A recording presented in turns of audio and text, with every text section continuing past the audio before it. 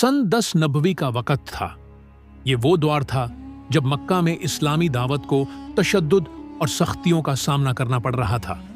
मोहम्मद बिन अब्दुल्लाह अल्लाह के हुक्म से लोगों को तौहीद की तरफ बुला रहे थे। आपने लोगों को बुत परस्ती छोड़कर एक अल्लाह की इबादत का पैगाम दिया। मक्का की कुरैशी कौम को यह बात नागवार गुजरी। उन्होंने रसूलुल्लाह को रोकने की तमाम कोशिशें की, मोल तोल, लालच, धमकी और फिर तशद्दुद। लेकिन आप अपने मिशन से पीछे नहीं हटे। सबसे पहले आपने अपने करीबी रिश्तेदारों को इस्लाम की दावत दी। जब सरेआम इस्लाम की बात करने लगे तो मक्का की सरजमीन पर नफरत और दुश्मनी का सिलसिला शुरू हो गया।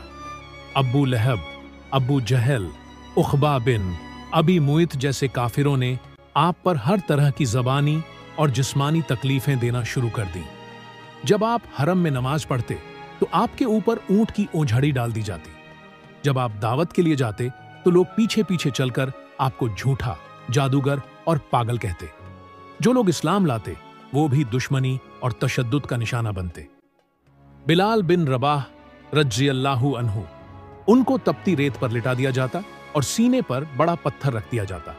वो सिर्फ अहद अहद कहते रहते। सुमैयाह रज़ियल्लाहु अन्हु, उन्हें अबू जहल ने बर्छी मारकर शहीद कर दिया। वो इस्लाम की पहली शहीदा बनी। यासिर और अम्मार रज़ियल्लाहु अन्हु, अम्मार के सामने उनके माँ बाप को मार दिया गया। हुबैब बिन अदी, उस्मान बिन मजून और कई दूसरे सहाबा को कैद करके जुल्म दिए गए। इन सख्त हालात में नबी की जानिब से दावत का सिलसिला जारी रहा। लेकिन मक्का वालों को सिर्फ एक वजह से रोक लगी थी और वो थे अब्बू तालिब। अब्बू तालिब रसूल के चचा बेशक इस्लाम नहीं लाए थे, लेकिन उन्होंने कौम के सामने डटकर आपकी हिफाजत की थी। रसूल उनके घर में महफूज थे। कुरैश को यह डर था कि अब्बू तालिब अगर नाराज हो गए तो पूरा बनी हाशिम उनके खिलाफ खड़ा हो जाएगा। 10 नबी का साल नबी की जिंदगी का सबसे भारी और गमगीन साल साबित हुआ। वो उम्मुल मोमिनीन जिनकी दौलत, तिजारत और मोहब्बत ने इस्लाम के शुरुआती दौर को सहारा दिया, वो इस साल इंतकाल कर गईं। नबी के घर से सुकून और दिलासा चला गया। ये वही खदीजा थीं जिनके पास नबी हर तकलीफ लेकर जाते थे और वो हमेशा तसल्ली देती थीं। अल्लाह आपको जाया नहीं करेगा। कुछ ही दिन बाद अब्बू तालिब भी दुनिया से चले गए। अब नबी के पास ना ज़ाहिरी हिफाजत रही, न घरेलू सुकून। कुरैश के काफिरों ने अब खुलकर साजिशें और तशद्दुद शुरू कर दिया। नबी ने चचा के आखिरी वक़्त में उनसे इस्लाम की दावत दी, लेकिन अब्बू तालिब कुरैश के डर और कौमी आन में डूबे रहे। उन्होंने इस्लाम कबूल नहीं किया। अब मक्का वालों के हाथ पूरी तरह खुल चुके थे। अब्बू जहल और उसके साथी नबी के रास्ते में झाड़ झंखाड़, कांटे और कचरा फेंकते। नबी मस्जिद में दाखिल होते तो पीछे से देखो अपना खुदा लेकर आ गया जैसी बातें की जाती। रास्तों में बच्चे आपका पीछा करते, ताना देते, धक्का देते। बाजारों में आपकी बात सुनने वाला कोई नहीं बचा था। नबी की हालत उस बागबान जैसी हो गई थी जिसने बीज बोया हो, लेकिन मिट्टी हर बार उसे झटक देती हो। हर तरफ मायूसी और इनकार था, मगर आपके दिल में एक ही सोच थी, उम्मत को बचाना। आप रोज अपने रब से दुआ करते, हर रात आंसुओं में डूबकर अल्लाह से फरियाद करते। अब जब मक्का की सरजमीन तंग हो चुकी थी, नबी ने सोचा कि किसी और कबीले की तरफ रुख किया जाए, शायद वहां लोग बात समझें। आपकी नजर ताइफ की तरफ गई, जो मक्का से तकरीबन 90 किलोमीटर दूर एक सरसब्ज इलाका था। ताइफ में बनी साकिफ का कबीला रहता था, जो उस वक्त एक बड़ा और असरदार कबीला था, जो अपने रसूख, तिजारत और कौमी घमंड के लिए जाना जाता था। आप इस उम्मीद से वहां गए कि शायद वहां के सरदार बात समझें, इस्लाम सुने और आपको कुछ राहत मिले। इस सफर के लिए आप अकेले नहीं थे। आपके साथ सिर्फ एक सच्चा और जान निछावर कर देने वाला साथी था, हजरत ज़ैद बिन हारिसा रज़ियल्लाहु अन्हु। आप दोनों ने यह सफर पैदल किया। कोई सवारी, कोई तिजारत, कोई तामझाम नहीं, सिर्फ अल्लाह पर भरोसा और उम्मत की फिक्र। मक्का से ताइफ तक का रास्ता उस वक्त सीधा नहीं था। यह रास्ता बीहड़ों, पहाड़ियों और गर्म धूल से भरा था। सूरज सर पर चढ़ा होता और जमीन पैरों को जला देने वाली होती। ये सफर आपने छुपकर और इंतहाई सादगी के साथ किया ताकि मक्का वालों को भनक न लगे और सफर महफूज रहे। कोई ढोल ढमाका नहीं, कोई लश्कर नहीं, सिर्फ 2 फकीर से मुसाफिर अल्लाह के मिशन पर रवाना हुए। ताइफ पहुंचे तो वहां बनी साकीफ के 3 नामवर सरदारों से राब्ता किया। अब्दे यालील बिन अम्र, मसूद बिन अम्र, हबीब बिन अम्र, ये तीनों भाई थे और उस इलाके के आला दर्जे के सरदार माने जाते थे। रसूलुल्लाह ने उनकी मेहमान नवाजी में कोई कमी नहीं रखी। तमीज और आदाब के साथ उनसे मुलाकात की। आपने उन्हें तौहीद की दावत दी। बड़े सब्र और मोहब्बत के साथ समझाया, मैं तुम्हें अल्लाह की इबादत की तरफ बुलाता हूं, जो अकेला है, जिसका कोई शरीक नहीं। अगर तुम मेरी मदद करोगे तो तुम्हारे लिए दोनों जहानों की कामयाबी है। लेकिन उनका जवाब इंसाफ और हिदायत पर नहीं था, बल्कि घमंड और तौहीन से भरा हुआ था। इनमें से एक ने मजाका उड़ाते हुए कहा, अगर अल्लाह ने तुम्हें नबी बनाया है तो मैं काबा की चादर फाड़ दूं। दूसरे ने तौहीन की, क्या अल्लाह को तुम्हारे अलावा और कोई नहीं मिला? और तीसरे ने कहा, अगर तू वाकई नबी है तो तेरे साथ बात करना गुस्ताखी है, और अगर तू झूठा है तो फिर हम क्यों बात करें? तीनों ने न सिर्फ आपकी बात ठुकराई, बल्कि बेहद तौहीन के लहजे में मजाक भी उड़ाया। रसूलुल्लाह इनसे मायूस होकर आम लोगों की तरफ मुतवज्जे हुए। आपने ताइफ की गलियों में आम आवाम से बात की, दुकानदारों, रास्ते चलने वालों, बाजार में मौजूद लोगों से। लेकिन सरदारों ने अपनी आवाम को पहले ही भड़का रखा था। फिर इन सरदारों ने शहर के बदमाश लड़कों और गुलामों को इकट्ठा किया और हुक्म दिया, इसे शहर से बाहर निकाल दो, जितना चाहो तौहीन करो, पत्थर मारो, शोर मचाओ। फिर क्या था, छोटे बच्चे, गुलाम और बददिमाग लोग पीछे लग गए। गालियां, शोर और पत्थरों की बौछार शुरू हो गई। रसूलुल्लाह और ज़ैद बिन हारिसा शहर से निकलने लगे, लेकिन हर गली, हर नुक्कड़, हर रास्ता पत्थरों और तौहीन से भरा हुआ था। नबी के बदन से खून बह रहा था, आपके जूते लहू से भर चुके थे। ज़ैद बिन हारिसा ने अपने जिस्म से आपकी हिफाजत की, उन्हें भी जख्म लगे। हर बार जब आप एक दीवार के पीछे छिपते, दुश्मन पीछे से घेर लेते। ये सिलसिला तब तक चलता रहा जब तक आप शहर से बाहर नहीं निकल गए। रसूलुल्लाह जब ताइफ की गलियों से पत्थरों और तौहीन का सामना करते हुए बाहर निकले तो जिस्म लहूलुहान हो चुका था। पांवों से बहता हुआ लहू आपके जूतों में भर गया था। साथ में हजरत ज़ैद बिन हारिसा रज़ियल्लाहु अन्हु भी बुरी तरह जख्मी थे। उनके जिस्म पर भी पत्थरों के निशान थे, मगर उनका साया रसूलुल्लाह पर बना रहा। रसूलुल्लाह और ज़ैद बिन हारिसा शहर से बाहर निकलकर कुछ दूर एक बाग में पहुंचे, जो उतबा और शैबा नाम के 2 काफिर भाइयों की मिल्कियत था। ये दोनों कुरैश के सरदार थे। जब उनकी निगाह रसूलुल्लाह की हालत पर पड़ी, सर से पांव तक खून में डूबा जिस्म, थका हुआ चेहरा, हिम्मत से भरपूर मगर झकमी चाल, तो वो बदहवास रह गए। उन्होंने कभी इस कदर भीगी हुई मगर बुलंद इज्जत के साथ लिपटी हुई जात को पहले कभी नहीं देखा था। शायद कौमी जज्बे या अरबी मेहमान नवाजी का असर था। उन्होंने फौरन अपने नसरानी गुलाम अद्दास को आवाज दी और कहा, जाओ उस शख्स को कुछ अंगूर दे आओ। अद्दास नाम का यह गुलाम निनवा मौजूदा इराक से था और नसरानी मजहब रखता था। वो एक थाली में ताजा अंगूर लेकर रसूलुल्लाह के पास आया।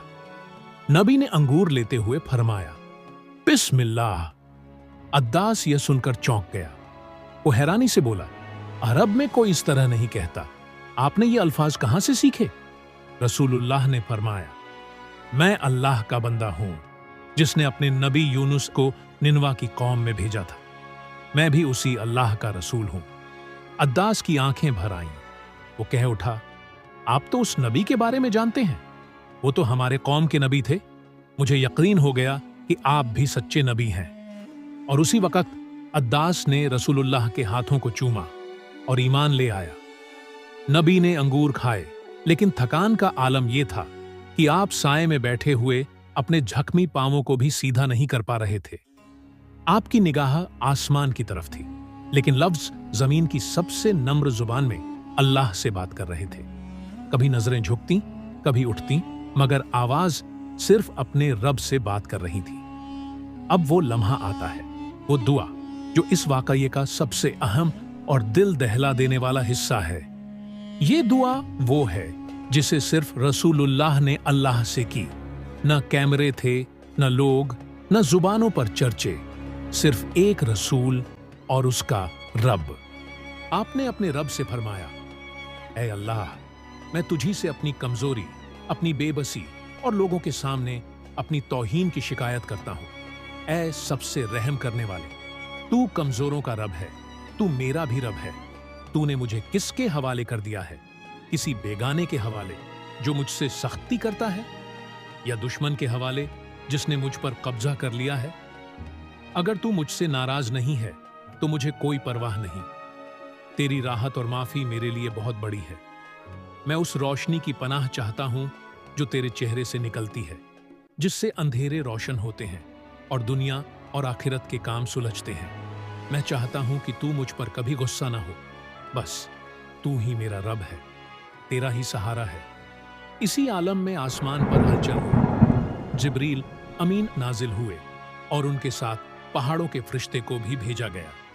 जिब्रील अमीन ने कहा, ऐ अल्लाह के रसूल, अल्लाह ने आपकी कौम की बात सुन ली और आपके साथ जो कुछ किया वो देखा। ये पहाड़ों का फरिश्ता है। अल्लाह ने इसे हुक्म दिया है कि ये आपकी ताबेदारी करे। फिर पहाड़ों के फरिश्ते ने कहा, ऐ मोहम्मद, अगर आप इजाजत दें तो मैं इन दोनों पहाड़ों अब्बू कगुबैस और अज-जहरा को एक दूसरे से मिला दूं, ताकि तायफ की पूरी कौम पिस जाए। ये वो लम्हा था जहां अगर बदला लिया जाता तो ये इंसाफ होता। लेकिन नबी ने फरमाया, नहीं, मैं चाहता हूं कि शायद इनकी नस्लों में से कोई अल्लाह की इबादत करने वाला पैदा हो। जिस कौम ने पत्थर मारे, लहू बहाया, तौहीन की, उसी के लिए नबी ने दुआ की, या अल्लाह मेरी कौम को हिदायत दे, ये मुझे नहीं जानते।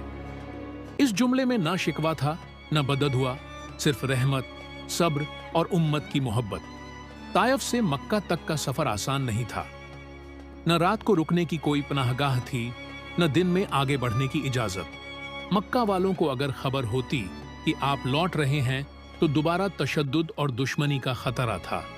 इसलिए आपने सफर में एहतियात से काम लिया। रास्ते में कुछ कबीलों से मदद की गुजारिश भी की, लेकिन ज्यादातर ने इनकार कर दिया। जब आप मक्का के करीब पहुंचे तो हजरत ज़ैद बिन हारिसा ने अर्ज किया, या रसूलुल्लाह, अब हम मक्का कैसे दाखिल होंगे?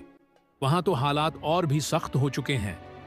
नबी को अंदाजा था कि अब्बू तालिब की वफात के बाद कोई भी कबीला आपको पनाह नहीं देगा, लेकिन मक्का में दाखिल होना जरूरी था, वरना मुशरिकीन के लिए ये एक और मौका बन जाता। इसलिए आपने पनाह, हिफाजत के लिए मक्का के कुछ असरदार सरदारों को पैगाम भेजा। एक एक करके सबने इनकार किया। सुआल बिन अम्र ने दो टूक इनकार कर दिया। अखनस बिन शरैक ने कहा कि मेरा कबीला तुम्हारी हिफाजत की ताकत नहीं रखता। अब्बू जहल ने साफ कहा, मक्का की सरजमीन तुम्हारे लिए तंग ही रहेगी। हर तरफ से नाउम्मीदी और इनकार मिला। आखिरकार आपने मुतदिम बिन अदी को पैगाम भेजा, जो इस्लाम नहीं लाए थे, लेकिन इंसानियत और आदमियत का जज्बा रखते थे। उन्होंने फौरन कहा, हां, मैं हिफाजत की जिम्मेदारी लेता हूं। मुतारिम ने अपने बेटों को तलवारों से लैस किया और खुद अपने साथियों के साथ हरम के दरवाजे पर तैनात हो गया। फिर उन्होंने ऐलान किया, मोहम्मद हमारे जिम्मे में हैं, जो भी इनके खिलाफ आवाज उठाएगा वो हमसे लड़ेगा। रसूलुल्लाह मुतरिम बिन अदी के साथ काबा में दाखिल हुए। मक्का के काफिर सरदार चौंक गए। उन्हें लगा था कि अब नबी कहीं जा चुके होंगे या दोबारा दाखिल नहीं हो पाएंगे, लेकिन मुतरिम के ऐलान ने उन्हें चुप करा दिया। अब्बू जहल ने पूछा, क्या तुमने मोहम्मद को मुसलमान बनाया है या बस पनाह दी है? मुतरिम ने जवाब दिया, मैंने सिर्फ पनाह दी है। अब्बू जहल बोला, तो ठीक है, हम उस अहद का लिहाज करेंगे। मुतरिम बिन अदी के इस फैसले ने रसूलुल्लाह को मक्का में वापसी का साया दिया। ये वो पल था जब मक्का वालों की नजरें आपके जख्मी बदन से ज्यादा उस नबुव्वत की बुलंदी पर थीं, जो तायफ की हार के बावजूद झुकी नहीं थी। आप हरम शरीफ में दाखिल हुए सर उठाए हुए, जख्मों की झलक के साथ, मगर हिम्मत और सब्र की बेपनाह मिसाल बनकर। मक्का में वापसी तो हुई, लेकिन माहौल अब भी दुश्मनी से भरा हुआ था। कुरैश की दुश्मनी और सख्ती में कोई कमी नहीं आई थी, मगर अब आपके पास अब्बू तालिब की पनाह की जगह मुतादिम का अहद था, और वो अहद एक वक्त की ढाल बन गया। आपने वापस आते ही वही काम फिर से शुरू कर दिया। लोगों को अल्लाह की तरफ बुलाना, फिर से बाजारों में जाना, हज के मौसम में कबीलों को रोशन करना। ताइफ से लौटते हुए जब जमीन से नफरत मिली तो अल्लाह ने आसमानी तसल्ली का इंतजाम किया। ताइफ के बाद बहुत जल्द दो ऐसे वाकयात हुए जो इस सफर की तसल्ली बने। इजरा और मेराज, वो रूहानी सफर जिसमें आपको आसमानों की सैर कराई गई और नमाज का तोहफा दिया गया। बयात अक़बा, मदीना से आए कुछ लोगों ने आपकी बात सुनी, ईमान लाए और कहा, या रसूल अल्लाह, आप मदीना आइए, हम आपको जान और माल से बचाएंगे। इस सफर में न तो कोई लड़ाई हुई न कोई फतह, लेकिन फिर भी ताइफ का वाकया सीरत का सबसे असरदार मोड़ बन गया। इसने दिखाया कि दावत की राह में तकलीफें भी आती हैं। यह साबित कर दिया कि पैगंबर बदला नहीं लेता, सब्र करता है।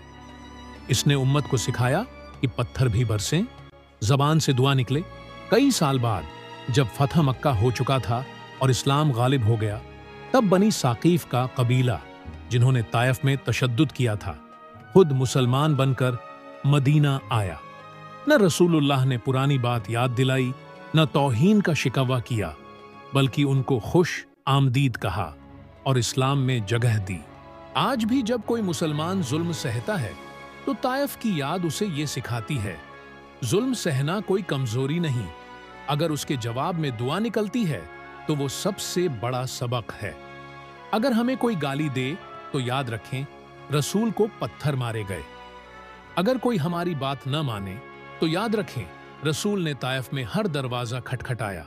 अगर दिल टूटे तो याद रखें, रसूल ने बगीचे के साए में रोते हुए दुआ की। ताइफ का वाकया सिर्फ तारीख नहीं है, ये कुर्बानी, सब्र, रहमत और उम्मत की मोहब्बत का मरकज है। यह दिखाता है कि एक नबी की तौहीन से उसकी शान कम नहीं होती, बल्कि और बुलंद होती है। फतह से पहले सब्र आता है, और सबसे बड़ा हथियार दुआ और अखलाक का है।